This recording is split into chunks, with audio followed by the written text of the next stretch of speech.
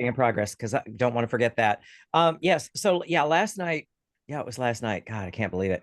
Um, one of my Park Avenue gals had a birthday party. So I wanted something new to wear to the party. So Monday, I Rip had this some fabric. jeans. So Monday, I had 3 hours in the afternoon and knocked those jeans out. And so I was able to wear them to FIT today because I tell my students, I don't love you enough to waste a first wearing. So I got to wear them today to class as well. So, but yeah, that was quite a party. It's kind of fun to dip my toe into that world. Um, some of it's a little bit bizarre, but um, there was a lot of good art in the house. There was because her husband is an art dealer, and see, I never knew because her husband was always that was just Patty's husband. I never thought much about him, a nice guy and all. And when I was first dating my husband, she said, "Oh, I'm having a dinner party. Bring your boyfriend. I want to meet him." So I called Andrew. I said, "So we're dining Chez Finley this evening, or Thursday evening," and he said, "Finley." I said, "Yeah." He said, "Peter Finley." I said, "Yeah." Do you know him? He said, "Peter Finley Gallery." I'm like, "Yeah." And he said, "You know who he is?" I'm like, "He's Patty's husband." And he's like, "No, he is a really big deal in the high-end art world. He's like a really So big." he was like thrilled to go to that party. Well, oh yeah, and here we're sitting there, and she had them out last night too. The centerpiece at the table were the Degas bronzes. And there's one time I went to her place. And it was fun because there was a young lady there who had never been there before, and she was standing looking at this painting. And so I kind of sidled up to her and I said, Warhol, Hockney, Rauschenberg, Jackson Pollock, Picasso, Degas. And you could see her little head go, "Okay, these are not the prints, these are the real things." So yeah, it's kind of fun to go to those things, but honestly, it's fun to visit. Wouldn't want to live there. So there you have it. So here we are. Thank you all for coming. So what we're going to do tonight, there's going to be a little intro video. Then we're going to cover pattern making because I sent you the patterns. And so everyone's going to be using this pattern because this is what we're using in the lesson. It's all the same size because we're not doing fitting in this class. And then I'm going to show constructing the side pocket for the trouser without the pocket stay. So each week we're going to be doing the different sections of the trouser. And so at the end, we'll have a finished little short trouser. Now, I like to talk about trouser versus pants because my teacher, Simone, I remember early on when I started studying with her, she did this thing. She'd rock back on one high heel and she kind of stand like this with her glasses. And when she was doing that, that meant she was disgusted. And I called them pants. And she looked at me and she said, "Darling, the pant is what you wear under the trouser." Meaning the trouser was the outer garment. What was underneath was the underpants. So if it's a two-legged garment, and when I was doing doll couture, there is a little, when we did the little trouser, that section, I said I had the fitter talk about it's a trouser, not a pant. And Judy pushed back on it. And I said, "Okay, I'm gonna I'm gonna dig my heels in on this one because I really think that Simone is reliable." And so Judy did a little research and she found out that in bespoke tailoring, they are referred to as trousers for that very reason, that the pant is what you wear under the trouser. So that's why I call this class the trouser class. So trouser, most people in this world think of a trouser as like a men's trouser, like something you'd wear with a suit jacket. But trouser is anything with two legs on it. But this is gonna be constructed like a men's trouser. So and so the first thing I'm going to be showing you is the pattern making so that if you have a trouser pattern that you like the fit of.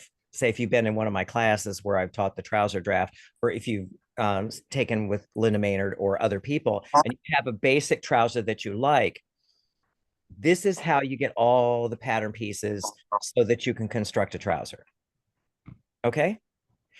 So Kenneth, I have a question. yeah, go ahead. Go ahead. For the wool that you recommend, would you prefer a suiting wool or a for first go, I would use just like a wool flannel. Don't go Okay. with suiting fabric, because a wool flannel for a first go is much more forgiving than say a suiting. Because see, I've had people in classes they'll go buy like a super 100 or super 200. Have you ever sewn with those? Like super, No, it's like sewing no. with satin. It's like sewing with satin. You'd have to put a gun to my head or a big fat check under my nose, because every little flaw will show. So for this, just, and don't break the bank, because this is a sample. So if it's something you have in your stash that you're not in love with, this is when you use it. But something, just a kind of a medium weight flannel is going to be good for a first effort. Perfect. Thanks. Okay. So other questions? No questions? Okay. Bev has a question in the chat. What is your view good. of fabric? What is your view of fabric containing spandex for trousers? I hate it. No, seriously. And so, okay, I'm going to address that for a moment, because see, recently I was watching this video documentary on, I think, YouTube. And one of the things with all the fabrics with stretch in the cross grain, that is to paper over the issues of fit. So what you run into is, if you've noticed that your underwear, the elastic eventually gives way. Same with spandex and trousers. So if you're going to be, if you're going to be making something that you want to wear for quite a while, I just don't use anything with spandex for that very reason. Now, spandex has skewed our ideas of good fit. It's spandex and Photoshop. So that's another reason I stay away from any kind of lycra. Now, I can, if you're going to be casual clothes, that's great. But even the jeans I make, I never use spandex. I just hate it. That's my rant. Okay, so what I'm going to ask you to do, because bandwidth and everything being what it is, when I start the videos, I'm going to ask you to turn off your microphones, and I'm going to ask you to turn off your cameras, because somehow that uses extra bandwidth. But what I'm going to say before that is, because those, I see some new faces, but most of you have done this before, but I just like to say it.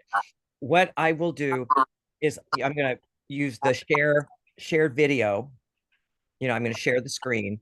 And so I won't be able to see you if you raise your hand. So if you have a question, please just turn your microphone on and shout out the question. I can stop the video. I can walk the video back. I can answer your questions that way. That would be the easiest way to get questions answered. You with me? Okay, yes. Then let us begin. Okay, so final intro. So here we are. And so now I'm going to collapse this down. And so it's a little short video, so we're off and running. Welcome to the trouser construction class. This is a pair of trousers that I have constructed using the techniques here. And as you can see, we're going to be creating single welt back pocket. We will also be creating two different kinds of front pockets, a fly front opening, and a contour waistband. What you will be creating is a trouser sample. So this is the pattern that you will be receiving. And so in this pattern, to begin, we want to cover how to generate all of the parts and pieces, the pockets, the waistbands, the fly front pieces, everything that you'll need, so that once you've taken this class, you can take the information and generate all of these pieces on a trouser pattern that fits you. From here, we're going to be constructing all of the different pockets. This is the single well pocket for the trouser back. And we will be constructing two different versions of the side front pocket. One without a pocket stay, and one with a pocket stay. So all of the different parts and pieces to this trouser, we will cover. And when you get done, you have a sample that you can refer to later. We have lots and lots of work to do. So let's get busy. Okay. Now, let's see. How do I close window?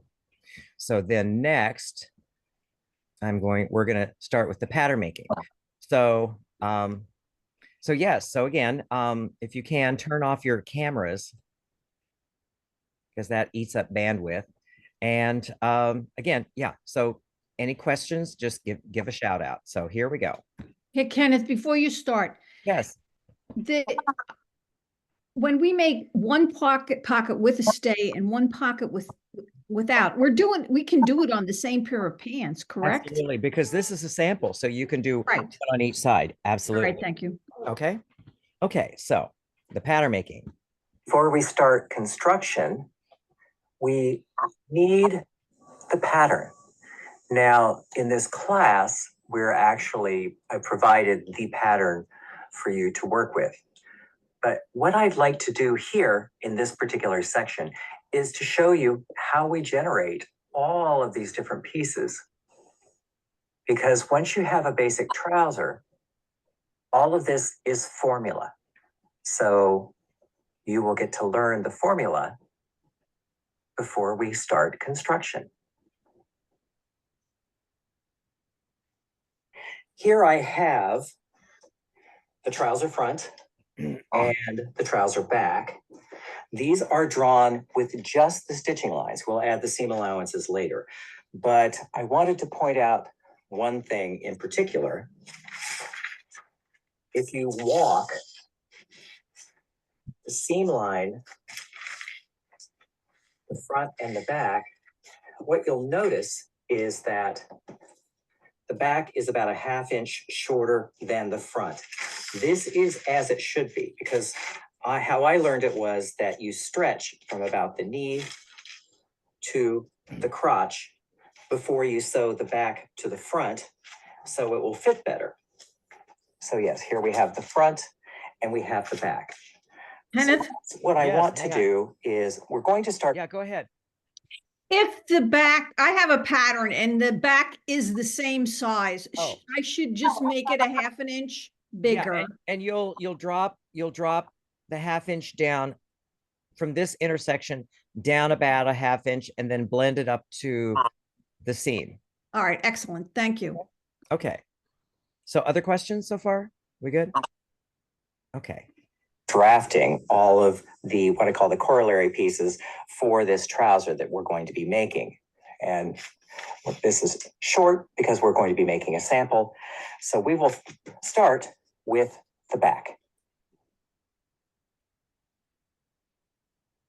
To begin with the back, I have marked the two endpoints of the back pocket, and you could draw a line right here, but when you fold this close, the line is going to make an angle.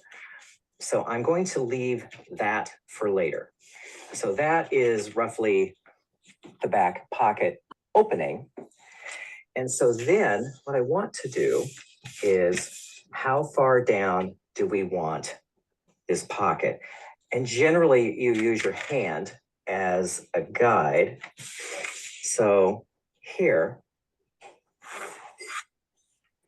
would be the bottom. And what I like to do is have an inch on either side of the pocket opening.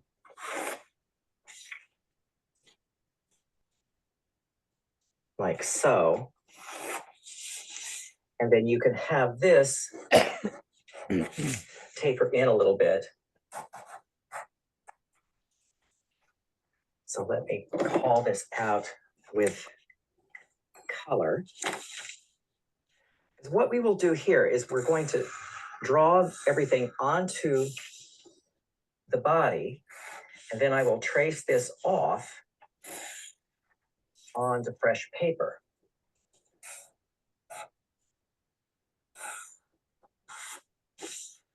So as you can see here, you zoom in a little bit.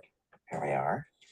I'm going to stop here and just kind of say that all of these lines that we're showing in this in these illustrations are stitching lines. You will add seam allowances later, but for drafting purposes, it's much easier to draft with stitching lines and then add your seam allowances. What And I thought, oh, sorry, go ahead. Go ahead. Question, ask. what if the back darts are going to be lower than where you want the pocket to be? I usually have very deep darts in the behind area. Well, you know, there's deep and there's long.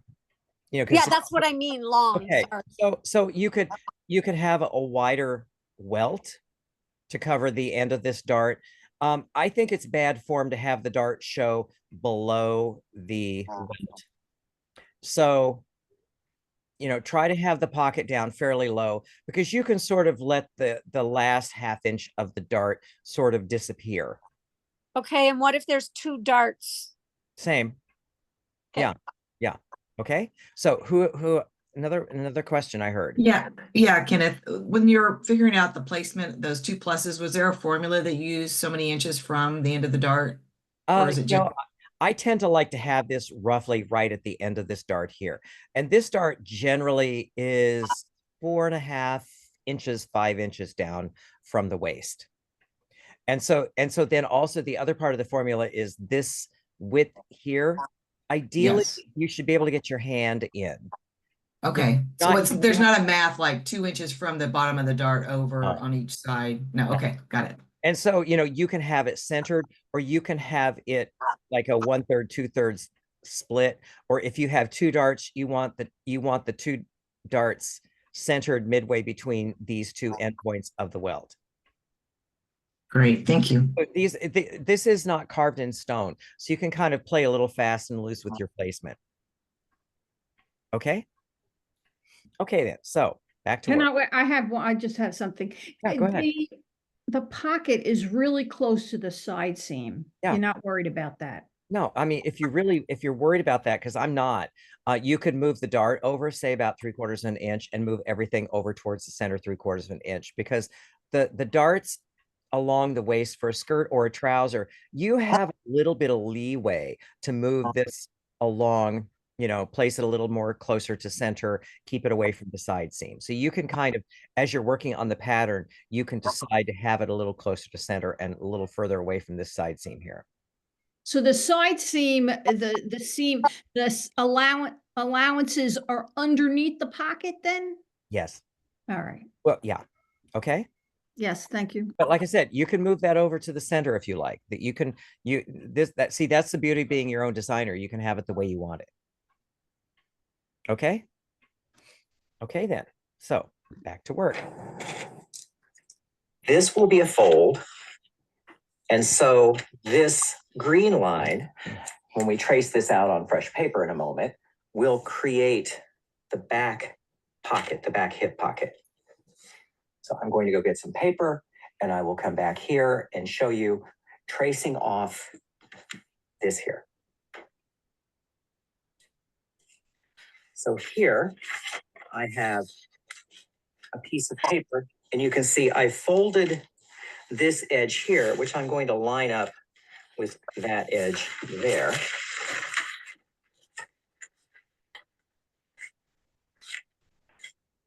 So it's going to look something like that. And so now I want to trace out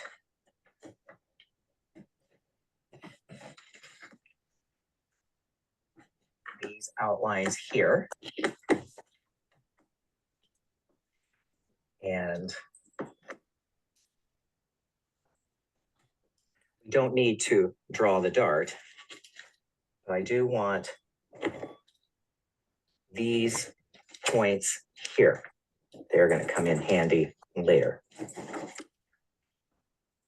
So now I'm going to take this pattern off and open everything up and put in all the lines and bring it back and show you the result. You can see here, this line here matches this here. So I have outlined the entire pocket and I've used these two match points to create this here. So now on the facing, we need a facing for this pocket. Can I ask a question first? Sure, go ahead. All right, so I noticed that the fold is not perpendicular to the grain line on the pants. Yeah, doesn't need to be. It doesn't need to be, No, but 'cause- the grain line on this lining is perpendicular to that, the bottom. That's correct, yes. Right, okay, thank you. I have outlined the entire pocket and I've used these two match points to create this here. So now on the facing, we need a facing for this pocket, a facing and a welt. So what I will do here is draw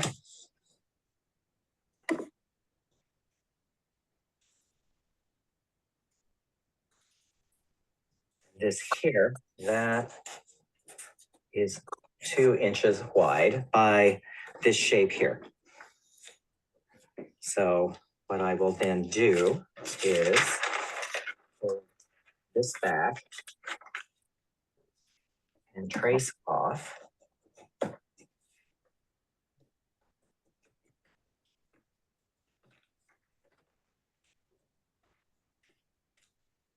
what this does. This is going to create 2 different pattern pieces. This is going to create the welt for this pocket. It's also going to create the facing for behind the welt. So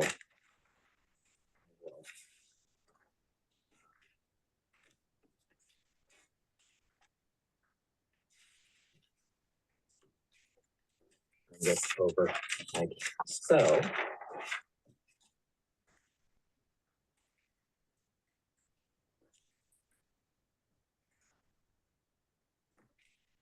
This is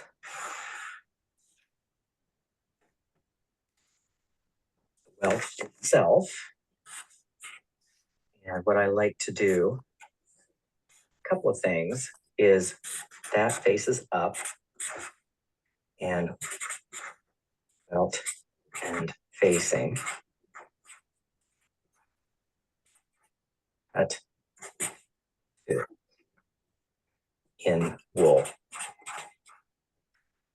So that is what I want to do. So, and now I like to add the seam allowances. So this particular pattern is cutting with 5/8 inch seam allowances. So we add the seam allowances here. Don't have to add it on the top and bottom. Those will take care of themselves later. So there is the welt facing. And then I'm just going to go back here and add seam allowances to the back pocket itself. And then I'll use the tracing wheel to trace that to the other side. So in pattern making, as I learned it, it's much less confusing if you work with stitching lines first and add the seam allowances after you have your pieces. So I found that if I do this, I don't get confused. So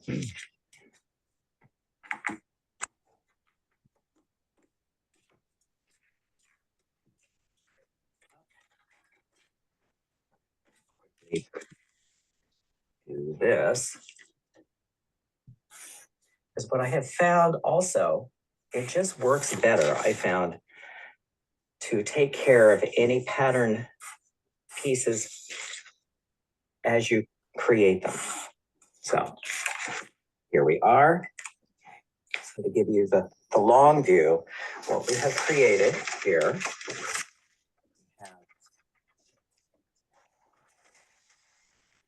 That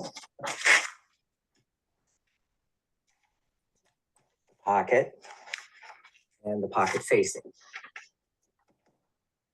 So these are the pattern pieces for the back pocket. Next, Kenneth, I will cover. the Kenneth, front pocket. Yes, go ahead. good evening. This is Hi. Paula. Hi, Paula. So we'll cut, do we need 4 total of the welt and facing? Well, actually, you're gonna make one welt pocket. So you need one facing, one welt. So you'll cut 2 of this piece here. You'll cut one of the pocket bag itself for the back. Unless you want to make pockets on both sides. Okay, but so if you're making pockets, I guess what I'm asking, you've got the welt. Yes. And so when you finish the pocket, what's in front? Are we looking at fabric? Yes, this will be cut out of the wool. And so what the facing is for a welt pocket, you don't want to see the lining fabric Right. behind the welt. So you cut an extra in the wool just for appearances. Right. So one of these we will turn into the welt later. The other one we will sew right to this part of the pocket bag. Right. And so then, it'll, So if I had 2 pockets, I would need a total of 4 of those pieces. Yes, in 4 of wool. these. Yeah, 4 of these in wool and 2 of these in your pocketing fabric. All right, thank you. Okay, so other questions? Okay, back to Kenneth. Yeah, go ahead. Hi, it's Ruth. I just had a question about your tracing wheel there, actually. Yes. Is that one of the tracing wheels with the little spikes on it that you're using? It's kind of like it's not really pointy, but there's the smooth tracing wheel, and then there's the next step up that has little nubs that leave dimples in there.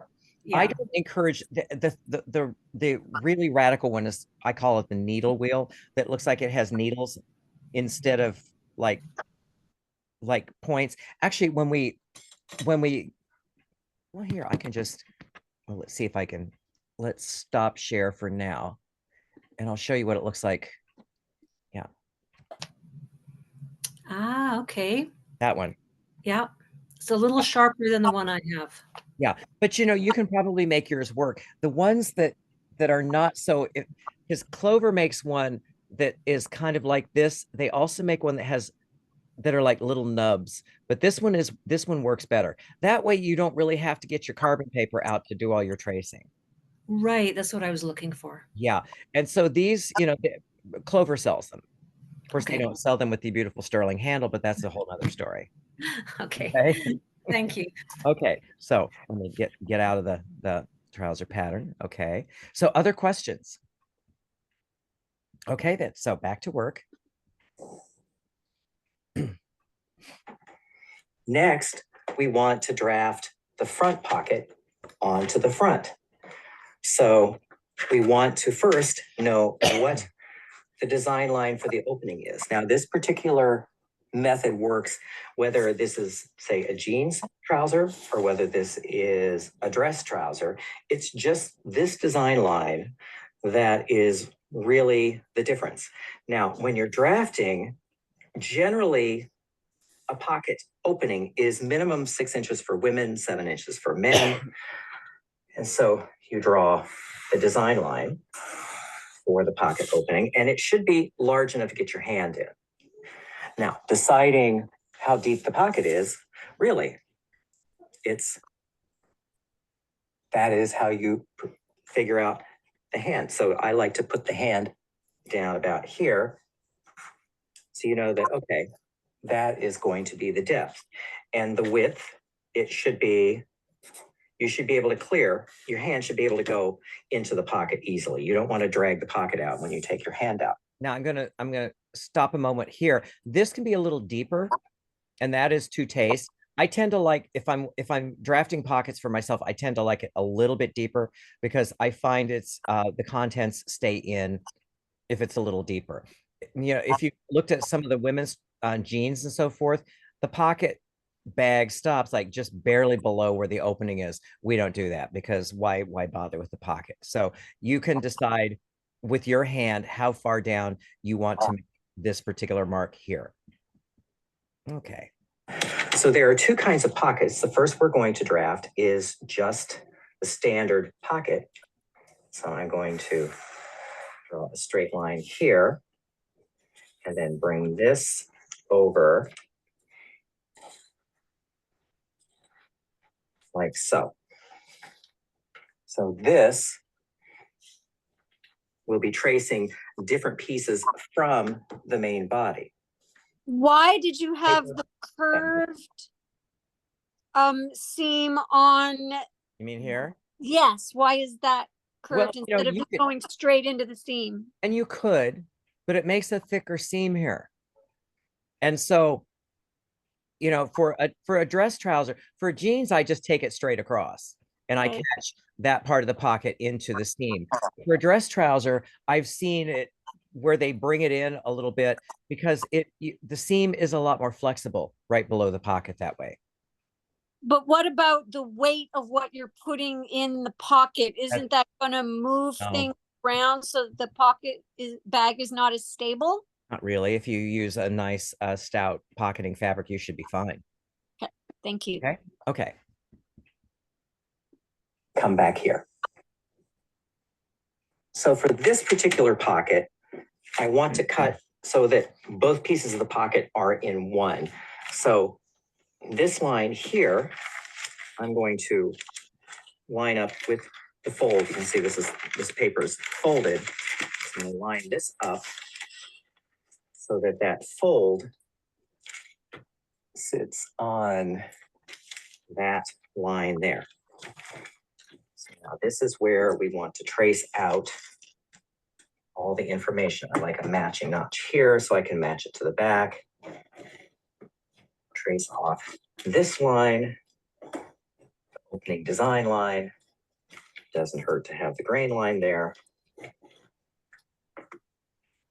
Trace the top edge. And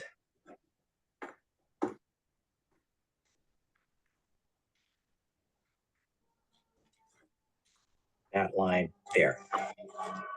So while the fire is being put out, I'll take this apart and show you the results. So to recap, I traced out the waist, this line here, and this line here, and this ended up on the fold. So the paper itself, let me set this aside for now. The paper itself looks like this, but when you open it up, it looks like this. Now you're probably wondering, why is this dotted? Because what will happen is this will finish on the pocket edge here. And if we could turn off our microphones, please. Thank you. And so this will go away in the final product, and that will go away in the final product. More on that later. So now that we have this, what I like to do is, I'm going to use a different color here. There's what's called the applique, because we cut this in pocketing fabric. We want this area to be in the fashion fabric. So parallel to the pocket opening, I'm just going to draw a line here so that then, and I'll just outline this in the new color to show you what I'm up to. So this here will then trace off as a new piece. So this underneath And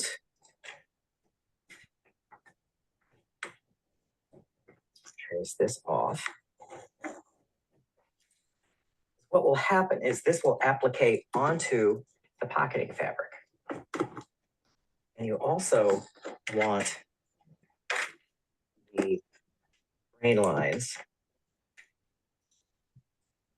to be parallel to the body.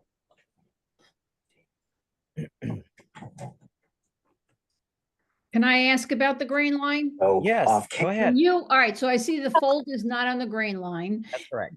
And the grain line that you have on the pocket is equal to the grain line that's on the front piece, is that Yeah. right? And see, you could actually put this fold here on the grain line if you wish. Okay, But see, I wanted this here so I could reference it over here so that the wool that sits behind the pocket edge is on the same grain as the front, all right, thank you. just, for consistency. Okay. Okay. camera and trace this out and bring back the results.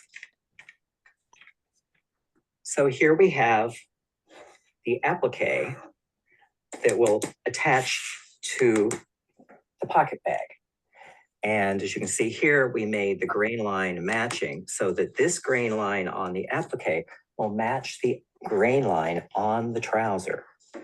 So this is the applique. It will eventually get sewn to the pocket bag.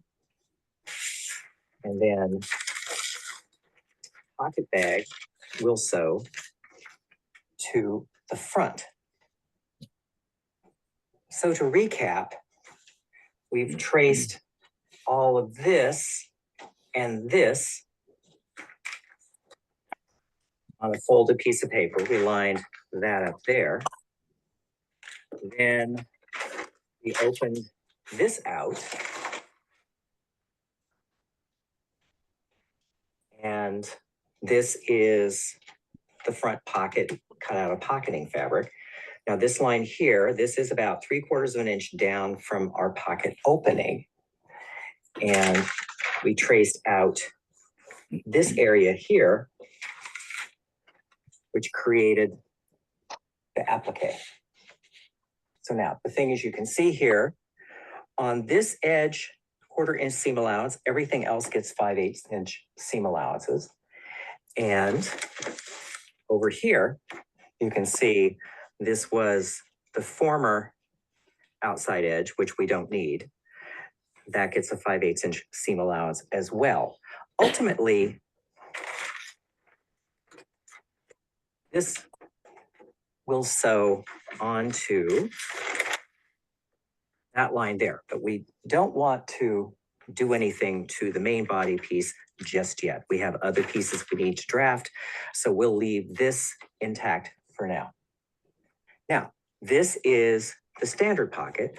The next one I'm going to show you is the pocket with a stay. So I'm going to stop here for a moment to see if there are any questions.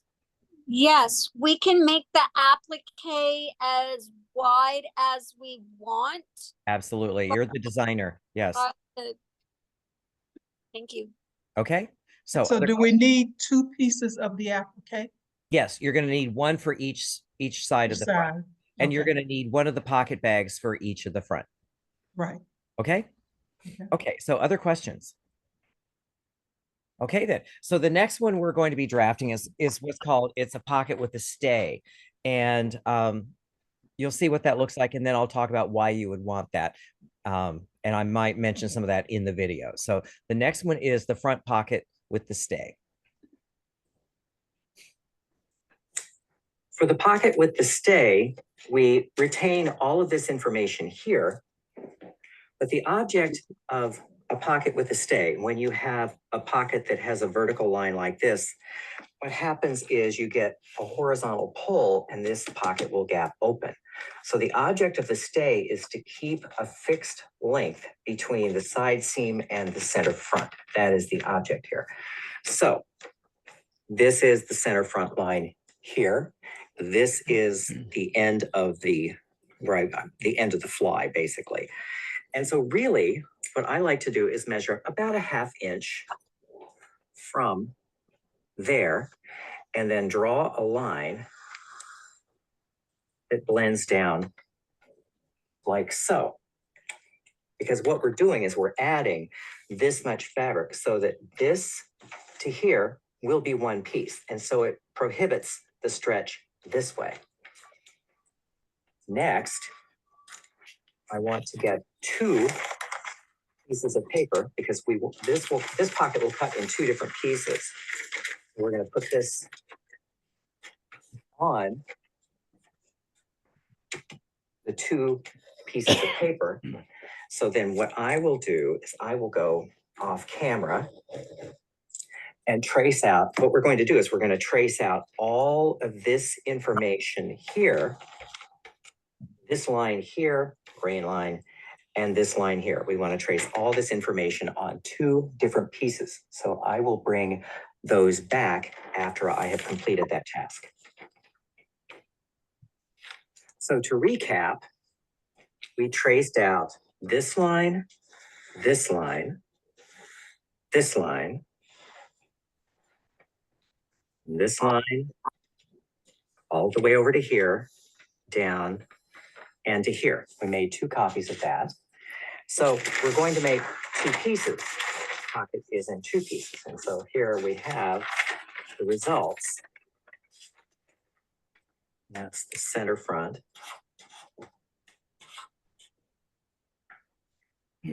And you can see this here, this was the extra outside. But this, again, will join that line there, will join to this line here ultimately. So I'll set this aside. So the front is finished, except for seam allowances. And then as we did for the other pocket, we're going to draft the applique. And that really, when it's said and done, it's going to be this piece here. So this generates the same way for both pockets. The only difference here is that these 2 will sew together all the way to here. And then that will catch into the center front before we install the fly front, but more on that later. So here is the pocket front in applique with the stay. Now I'm going to go off camera and add seam allowances so that we will have finished patterns to work with. Kenneth, Yes. So here we have, I might be mistaken, Okay. but you flipped one of the Yeah. patterns, right? You flipped one of them. But when I'm looking at the pattern that you sent, it doesn't look like it's flipped. Well, it's not, but see, if you think about it, let me just back this up a minute so you can get a good look at it. See, you know, if you cut 2 of everything, you're going to have one for the pocket right and one for the pocket left. Right.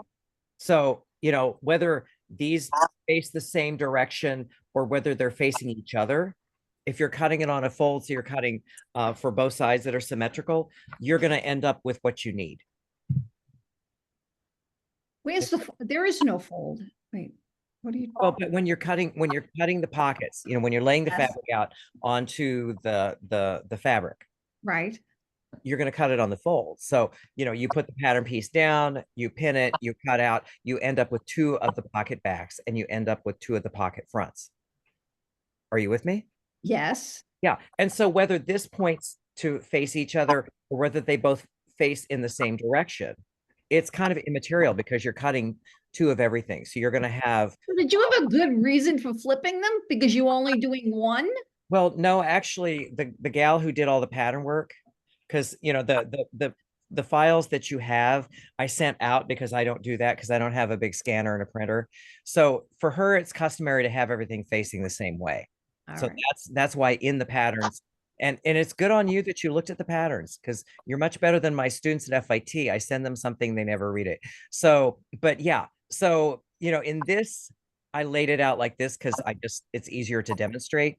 But you know, generally, when I have patterns done, she makes little judgment calls like that, I didn't have a fit over, because ultimately you get to the same result. Okay, thank you. Okay, so other questions? Okay, so, and one more word on this, the pocket stay. There was a time when I actually had a booty, and when I would wear these trousers with a pocket like this would always gap open. But I didn't know at the time about pocket stays. So, the beauty of a pocket stay, and I've seen them constructed where they don't sew a seam here after they've sewn everything. That's more in the construction. And I've seen it where they do. And I have a pair of actually shorts that has the pocket stay, and it's open all the way to the center front. Feels very strange. But okay, so that's my riff on pocket stays. So let's see, let's move on then. Oh, there we go. Okay, so now let us continue with this pattern. Now on to other pieces. So we have our seam allowances. Okay. Next, we want to draft the fly facing and the zipper shield. They both occur here at the center line, and the fly facing is going to stop right about there. The zipper shield will finish a little longer, but we'll get to that in a moment. Charlie. The shape Yes, for both question? of these pieces. Question? Hello? Was there a question, or did I just hear something outside? Okay. Okay. You could make this 1.5 to 2 inches. I'm going to make it 2 inches because I just think it's a little more finished. So then here, there to there, that is the design line of the fly facing. Now, so you can see this is going to come in handy later when we draft our waistband. And take tracing wheel.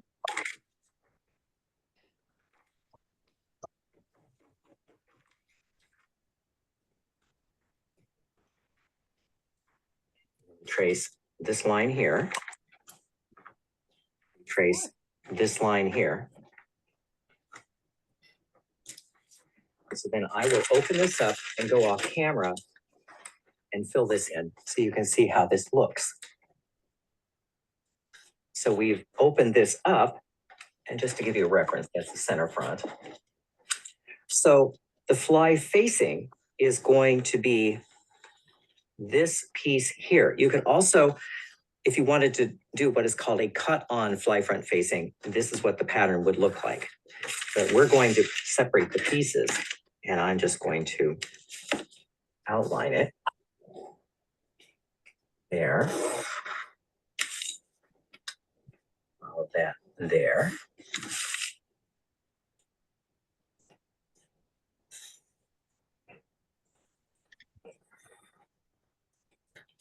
And that then center front.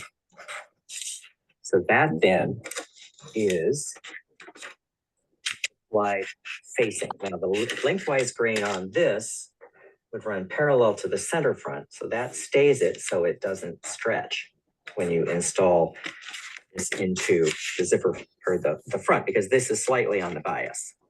So this is the fly facing. Next, the zipper shield.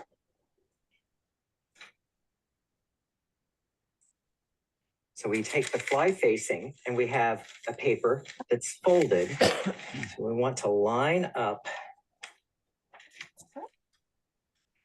this, line up the center front with the fold, because the zipper shield is going to be an extension, is going to be cut on the fold. So now what I normally like to do here, so I have this traced out. I like this to be, about 3/4 of an inch to an inch longer.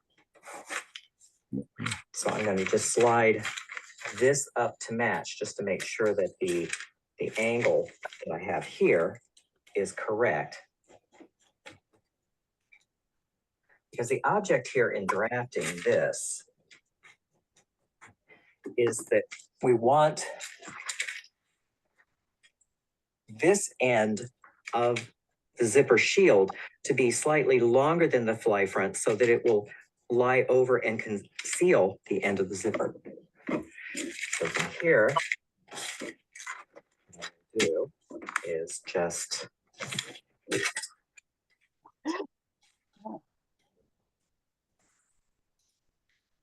mark this out.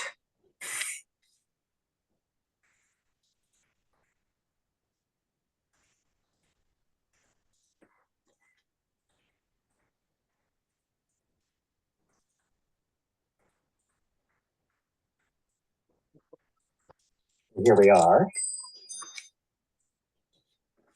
And this will be a fold. And seam allowances are 5/8 for the top and 1/4 of an inch all around. So I will mark this around here and bring back the results. So here we have zipper shield. It's going to fold. This is going to sew here. And we have the fly facing. So we have 2 more of the pieces for the front. Our next step is the waistband. So I'm going to stop here and see if there are any questions. Crickets, no questions. Okay. Charlie. This is what's called a Did I hear a question? What are your views on the cut on facing for the fly? I don't care for it. Why? Well, because then what you're going to have to do is stay this, on the facing part, you're going to have to stay it. I mean, it's a little thinner. I will say that, and so instead of having a seam here, you just have a folded edge, which is going to make this edge thinner. So that argues for it. It's just that I like having a fly facing to stitch to that. I think it gives a better line and it looks crisper longer, but that's just a personal preference. Thank you. Okay. So other questions? Okay. Moving right along. contour waistband. Some waistbands are drafted to stick straight and cut cross grain and you stretch them to shape, but this one actually takes the shape of the top line of your trouser. So what I have done here, you can see, is I've extended this line up, I've extended this line up, and I've extended this line up. And then I've chosen for this pattern 1.25 inches. And so we're drawing lines parallel 1.25 inches.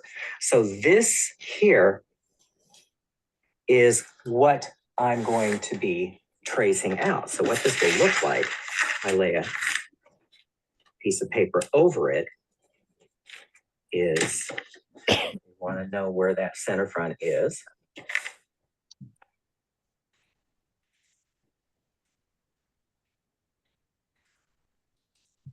And we draft this because this will stitch on to that seam on the trouser. Now there's going to be, we're going to make front and back. Also, I like to make a mark where the pocket intersects. So this here, center front, and you want the grain to match. We're using the grain of the trouser. You want the grain line to match. So this is the waistband front. So I will add seam allowances to this and return with the result. So here we've traced out all of this, made sure we noted the center front. We've added seam allowances, and the grain line here matches the grain line on your trouser. So you're going to cut 4, 2 for each.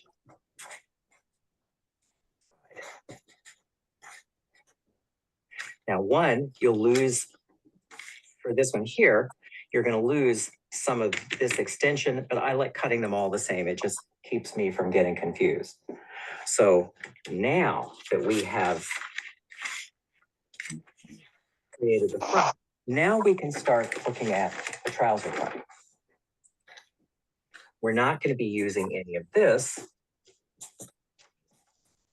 or any of this.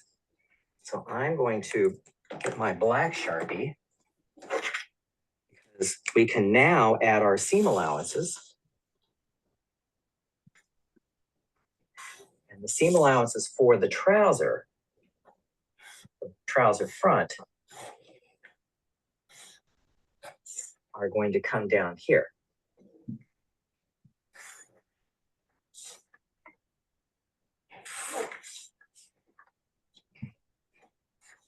And I will bring back a clean copy so you can compare.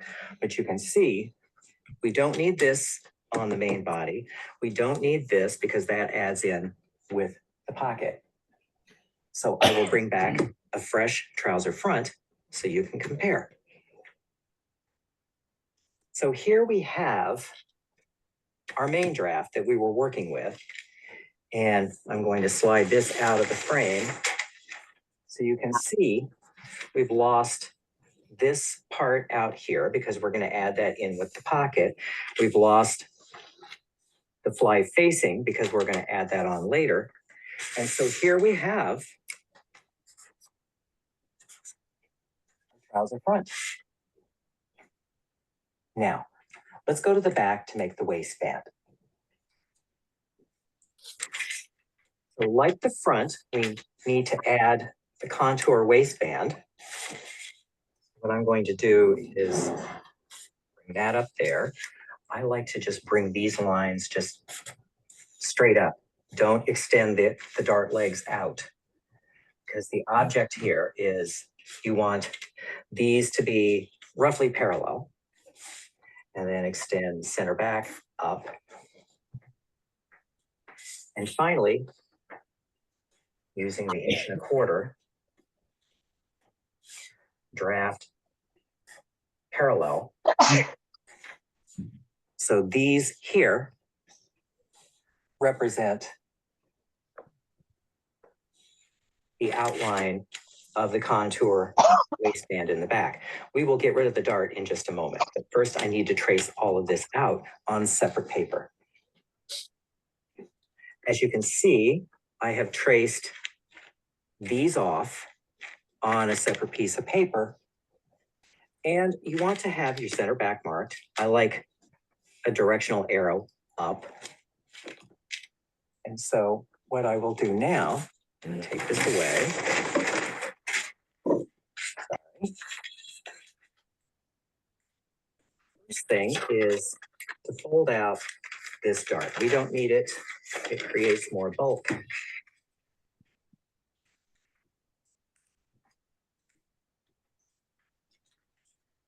There we are. That is the back waist.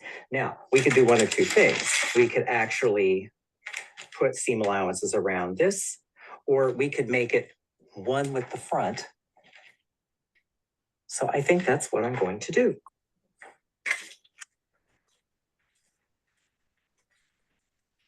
Do is fold that there.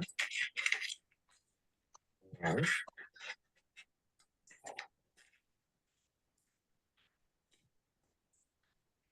we have it. So we have notch for the side seam, notch for the dart in the back. And then I want to add seam allowances, which I will do off camera and come back with the results. So here we have a completed waistband for the entire front. This will be 2 of these will be for each, you cut 2 for each half of the trouser. Now, I'm gonna note something here. Notice at the center back, I've given a 2-inch seam allowance. This is because we're going to be constructing these like a men's trouser. So you can let them in or let them out a little bit. You have a little bit of extra fabric in there so that if you pick up a little weight or lose a little weight, you can adjust it. So once we had this here, I can then go back to the trouser back and add the seam allowances. And here we have the trouser back, 5/8" seam allowances on the side seams and the waist. But you can see here that same 2 inches tapering to 5/8, about 2/3 of the way down. There's no real hard and fast rule on this. So this here would be the center back, but you could adjust that really in your fitting. Now that we have all of the pattern pieces, the next step is cutting and marking. Okay, so let's see. Figure out, close the window. Questions so far? Are your brains like full yet? Yes. Okay, so The waistband was great. I was like, okay, so how is he going to do this and take out the dart? And I went, oh, that's so brilliant. and that's how you do it. So now let's see, cutting and marking. Let's see, where is it? Fly front. One moment, please. Trouser, mistake, pocket, zipper.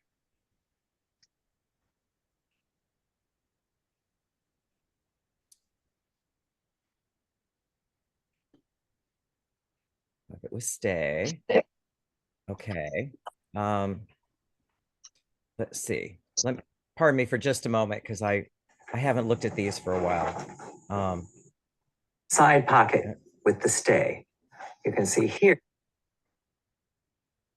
the one we're going to begin. No stay.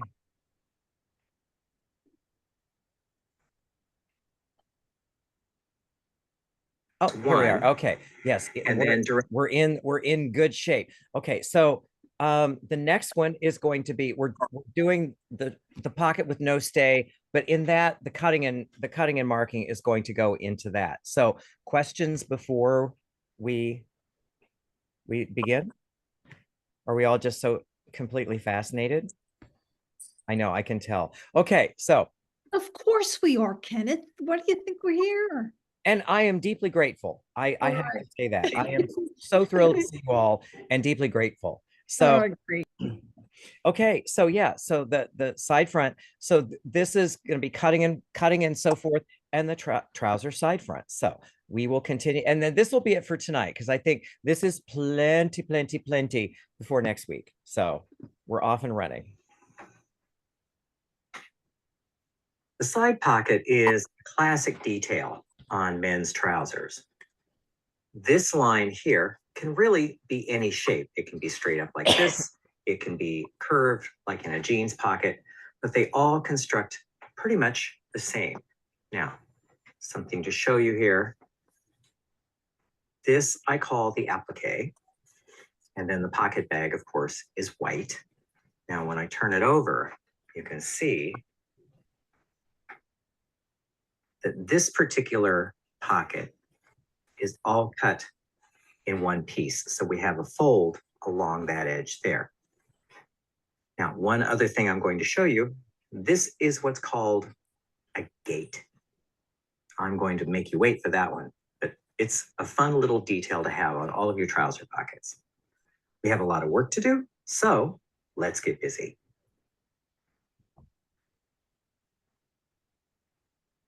The pieces for the pocket.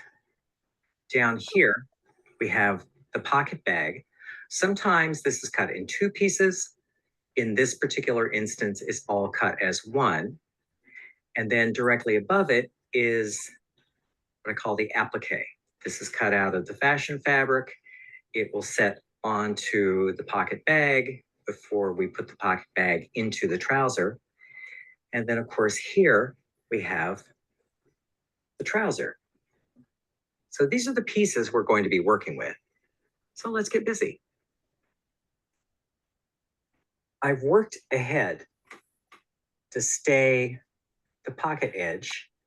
We're going to be cutting a strip of fusible lengthwise grain running parallel to the cut edge. As you can see, I have pinked this edge here.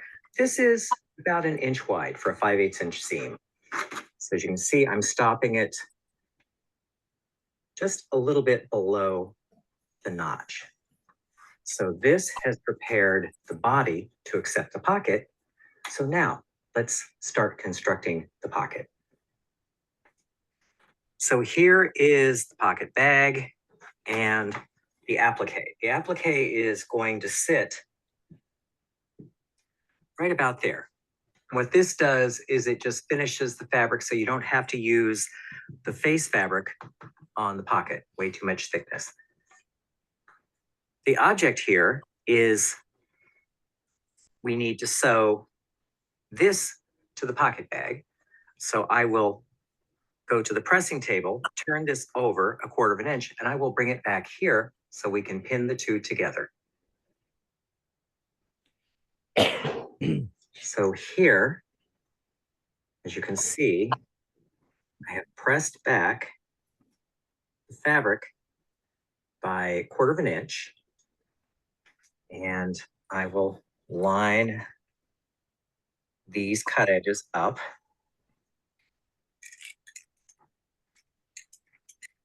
And pin.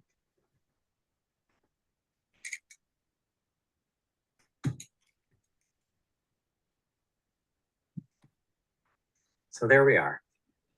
This is all pinned. I will go to the machine, edge stitch 1/8 inch on this edge, and machine based at 1/4 inch to 3/8 along these two. And I will bring you back the results. I'm back from the machine. And as you can see, I've sewn an edge stitch all along that edge, and then a machine based holding everything together along the side seam and the waist. So now bringing this in, the next step is to sew the pocket bag to the opening. This is the right side of the fabric here. There's the right side of the fabric there. So to line that up, there you go. Line up these cut edges.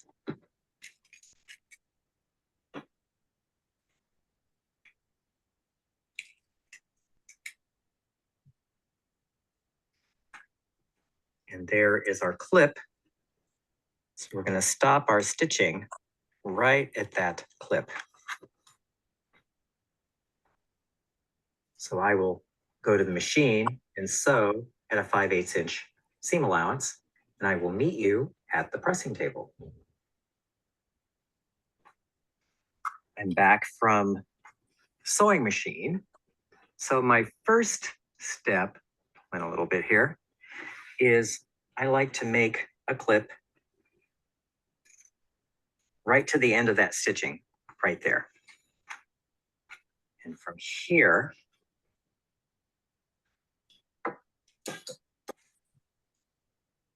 you press, and then you bring the pocket bag over and press all of the seam allowances towards the pocket bag.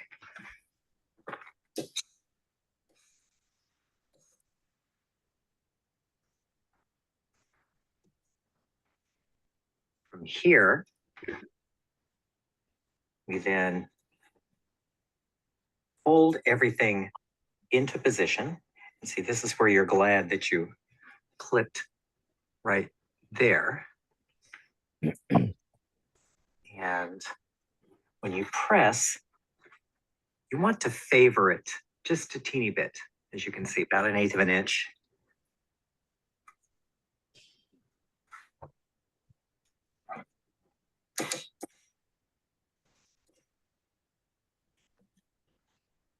this point, certainly doesn't hurt to put a few pins in because we're going to be top stitching in the next step. So Kenneth, Yes. why would you not put or sew a strip of fashion fabric to fold over that edge? You mean this right here? Right, to come over onto the pocket. Well, what you've done, you've sewn the pocket to the body. And so what this does, see, the object of favoring, I was explaining this to my students today in class. The object of favoring a seam by having the seam roll at the most 1/8 of an inch back towards, say, the underside is you want this edge in the final garment to read like a folded edge rather than having a seam right on top of that edge. Okay, And so this is not really a binding. This is just pressing the seams so that it sits slightly to the back so that this will read like a folded edge. Did that make sense? okay. Yeah, that makes sense. Yeah. I guess I'm just thinking, you put your hands in and out your pocket, that part, It's right I here. guess could show, yeah. But I was Well, thinking yeah, that you because would put a, what we did first is, we stayed it with a little bit of the interface, Right. which is going to keep it stable. And then, we press it a little bit, favoring it behind. Then we're going to top stitch. And so the combination, and also you wouldn't be using muslin for pocket. I'm just using it for demonstration. You would use it's called pocketing. pocketing, right? And so the combination of the little bit of fusible interfacing to stay this edge and pressing and top stitching is going to keep this edge from rolling out towards the viewer. I think that's what I'm hearing is your concern, is that it might curl away from the body instead of sitting towards the body.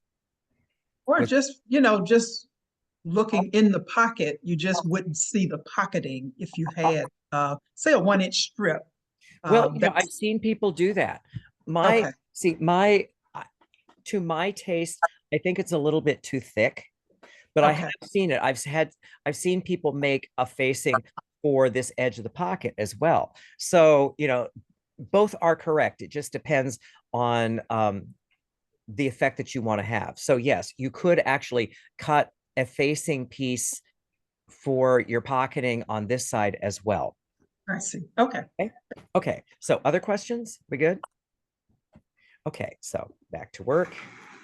So I will meet you at the sewing machine. So now we top stitch, but I like to start the top stitching right at that corner.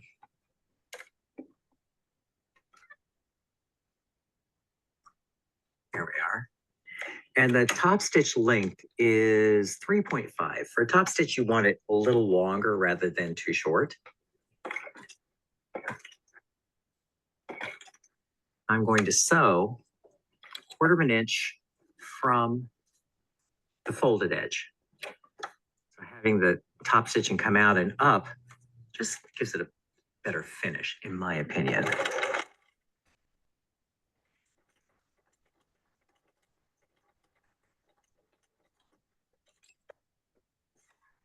So, pins and show you the result.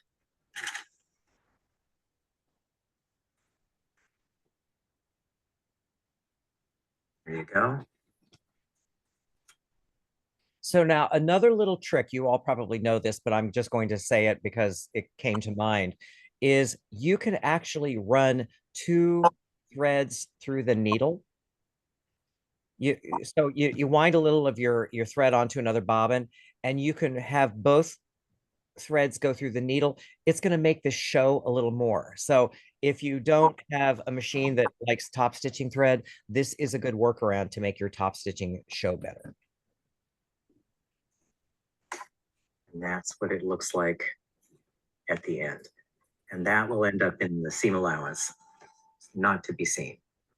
Now, I will take this over to the pressing table, press it, and I will meet you back at the work table. So here is the pocket sewn to the trouser front. Now, a little explanation before the next step. In the final garment, in the final result, that is going to be the pocket. So we want to finish this seam here. So really, and I do this all the time. I will put it like this to try to figure out, because I get dyslexic, we're going to finish with the French seam. So the final row of stitching, the pocket will be like this. So to begin, we need to turn it opposite, like that. And then line up the cut edges.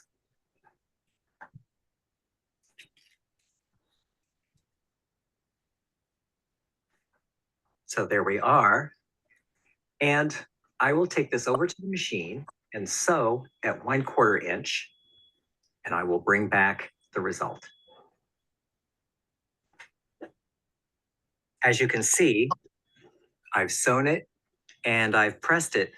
What I like to do along this seam allowance is to use either a pinking shear or a pinking wheel. It makes turning this right side out so much easier. So what that looks like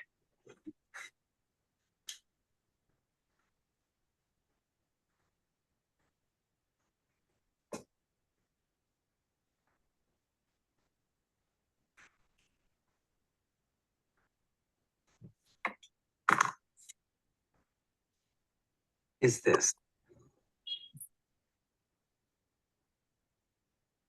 I will meet you over at the pressing table. From here, we turn everything right side out.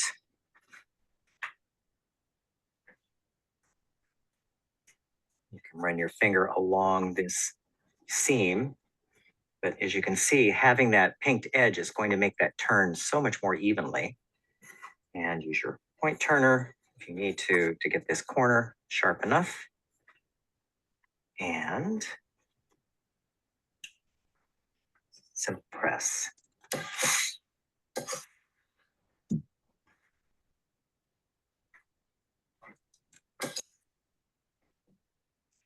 Once pressed, a few pins.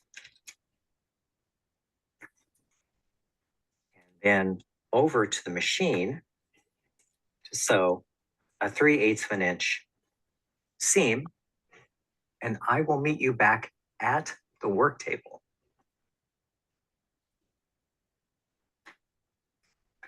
Now I've sewn and I've pressed. Now we just want to line up everything. Line up the top edges of the pocket.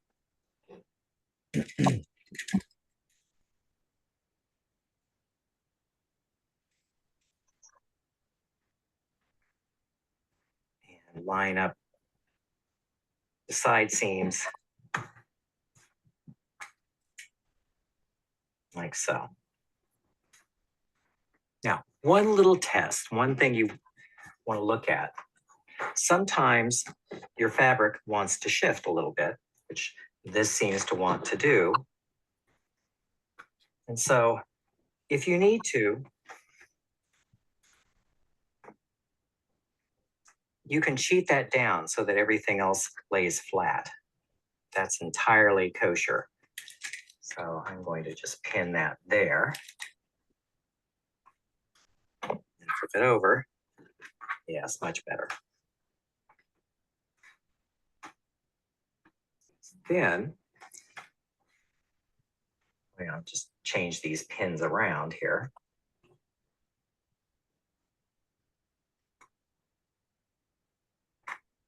So I can machine based along here and machine based in the seam allowance along here. So I will go off to the machine and do that and bring you back the results. So I have machine basted along here. And I have machine basted along here. There we are. So the next step would be pressing this crease. So I will meet you over at the pressing table to do that. So one final press on the pocket bag.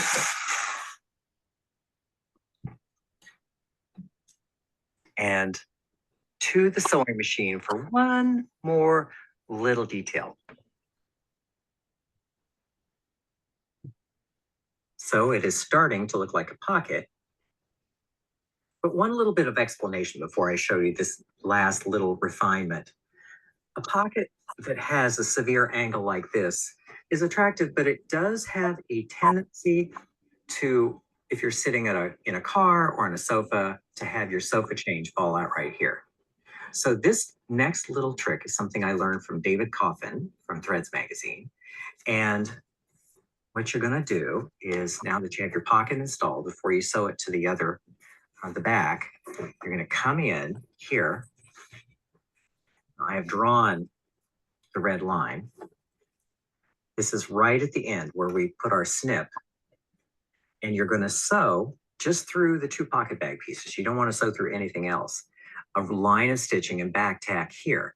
Now, what's going to happen is that when you sit down, this is called gate. So your change is going to hit there, and the gate keeps your change kind of down in here instead of going out and falling out into the sofa cushion. So what that looks like is just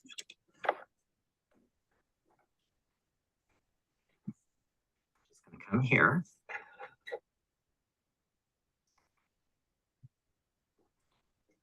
That down. Here we are. Okay. And needle in there. So you're going to sew through all the layers except the top layer.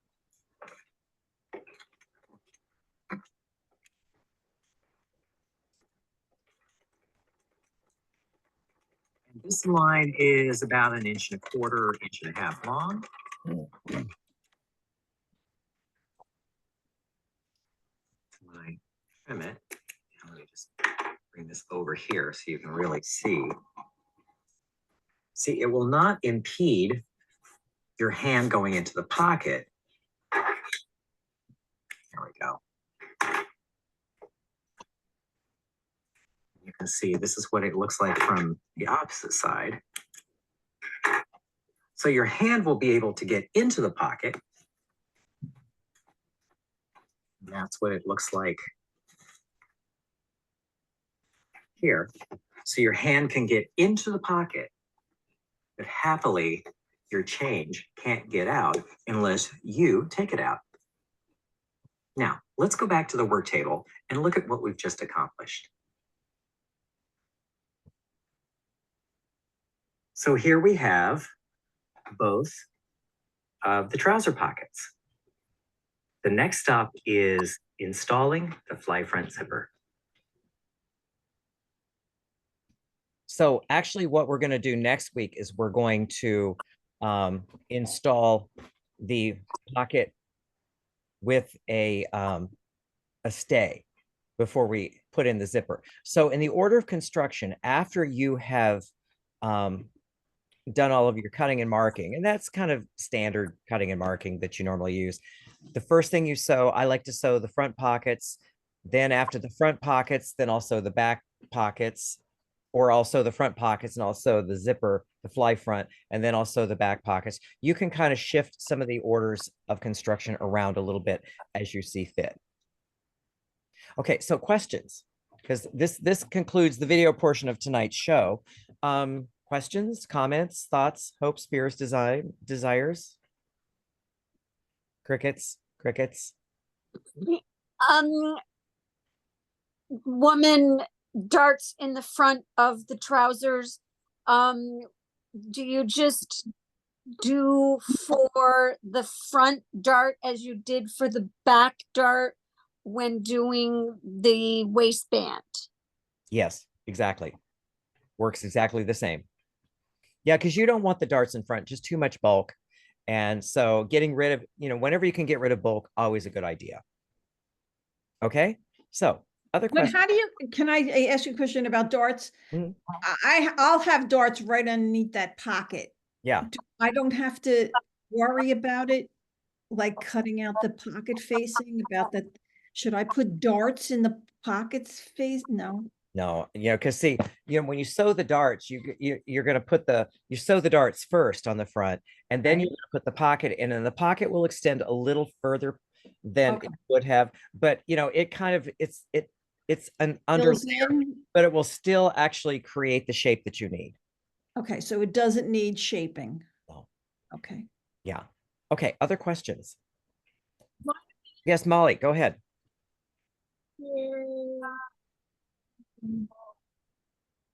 The pocket bag on and you're gonna baste it at the top and at the side seam. There was an adjustment that you made, and I wasn't quite sure I understood exactly why that was. Was it just how it folded over? It was just, well, I think I was a little sloppy in cutting, I will confess. And so it should all just line up. But, like I said, you can, if you need to, cheat it up or down a little bit to make everything lie flat. That's Okay. what so, okay. So other questions?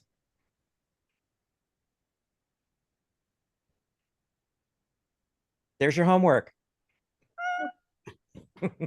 And you're gonna send us the copy of the tonight's thing and all the videos Probably later, tomorrow morning. Yeah. whenever. Yeah. Okay. So can I turn the recording off now? Yes, we're good. Okay. Yeah. Okay. Let me turn that off before. Okay. Where does it end the recording? Oh, pause, stop, record. Oh, there we are. Because they have changed